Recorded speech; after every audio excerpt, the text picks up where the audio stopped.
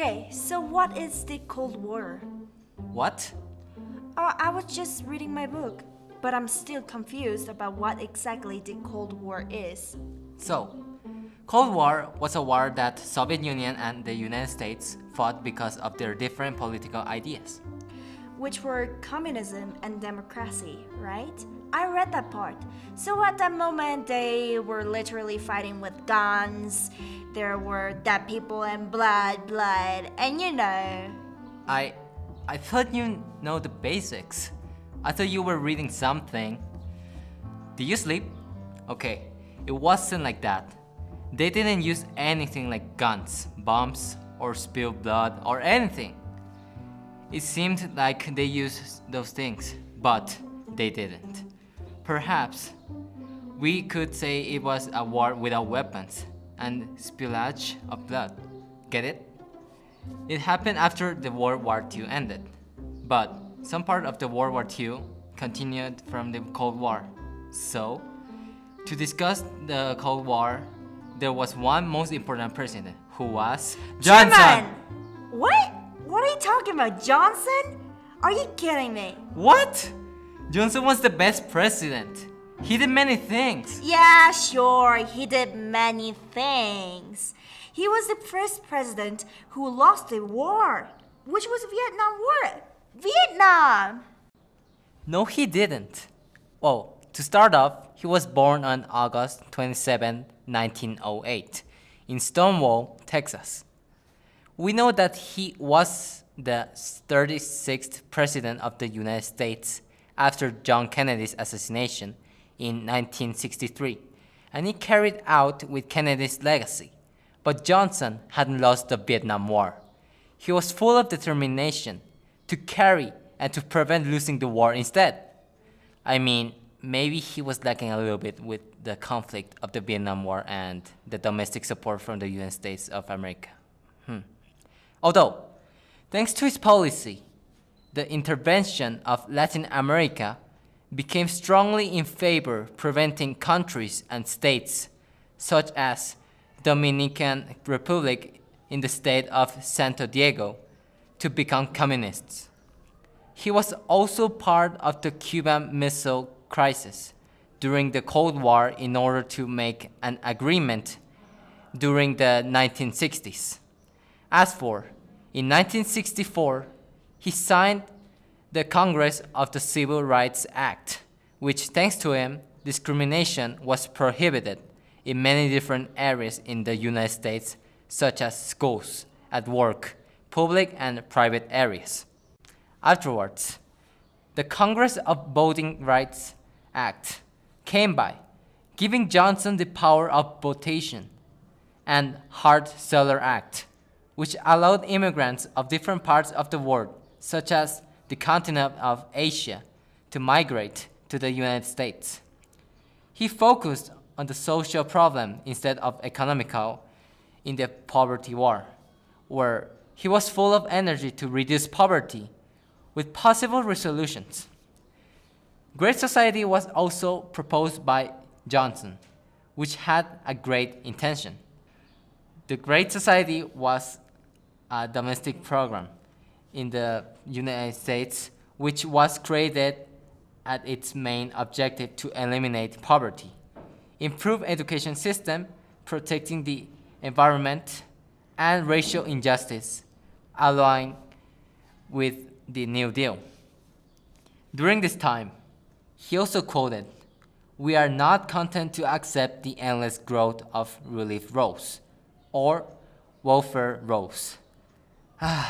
Such a good quote. Although, one of my favorite quotes of all were, "There are no problems we cannot solve together, and very few that we can solve by ourselves." He always remained determined, willing to do taking any risks that many presidents of the United States might not have planned on taking action of. That's why he's the best and most important president of the United States of all time. Well, I sort of disagree with the action he took towards the Great Society. In some fact, he just caused not much improvement as he expanded the involvement of the US to be part of the Vietnam War. As for the worst case, he lost the war. Why would he decided to interfere with this program with nowadays? As you can see, the percentage amount of poverty has increased as his actions took no effect to solve this problem. He did lose the war. Well, who else would have taken such an event to try to end racial injustice, and especially poverty? He kept on with Kennedy's duty to stop discrimination, but I haven't seen any president nor people trying to stop poverty, which as for the reason why the Great Society program has been launched by Johnson. And what about the Vietnam War? Wouldn't it have been better if he prevented being part of it? In fact, it is true that many people protested for anti-war and peace came into Vietnam, although it took some time for United States to be out of the war-torn country after he left presidency when clearly it could have been solved early. So okay, I wanna know how cool your president is. So you can say, like, are you kidding me? Okay. Maybe I didn't know about him that much. I will cancel that out. I didn't know that he did something more than lost a war. Hey, Good, okay. I will explain why Truman is the most important president. I will talk about him briefly. Truman was born on May 8, 1884 in Missouri. He served as a judge from 1922 to 1934 and walked the path of a federal senator starting in 1934. He became vice president chosen by President Roosevelt.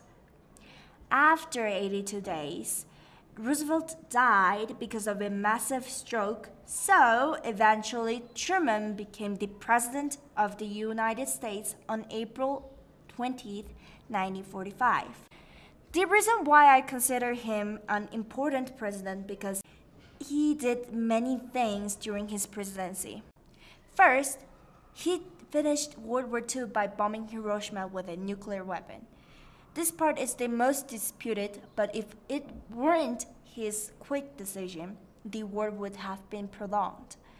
Had that been the case, more lives would have been lost. Second, he was the one who protected the US from a Third World War. He was anti-communist and he didn't want a US to be a communist country. So he instituted the Truman Doctrine, which was about not just supporting the rights of majority against the armed might of a minority, it also had a strategic bearing to it. Truman stated that it would be the policy of the United States to support free people who are resisting attempted subjugation by armed minorities or by outside pressures.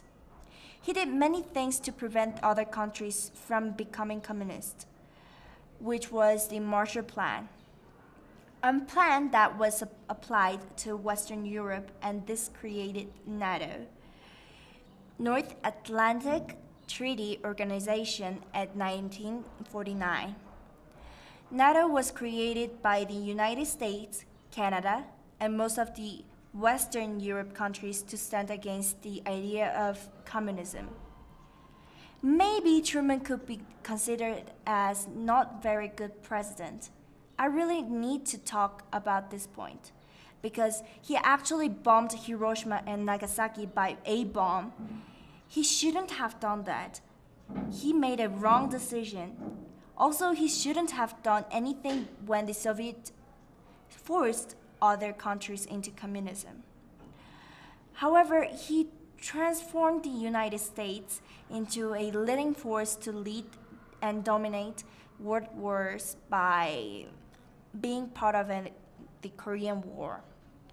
General MacArthur led the efforts to win the Korean War, but because he wanted to use the A-bomb, Truman fired him as he didn't want a World War III, which was the better decision.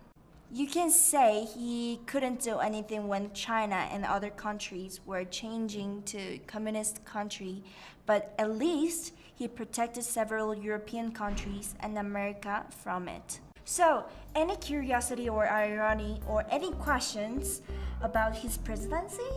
He was the most powerful and excellent president ever for me.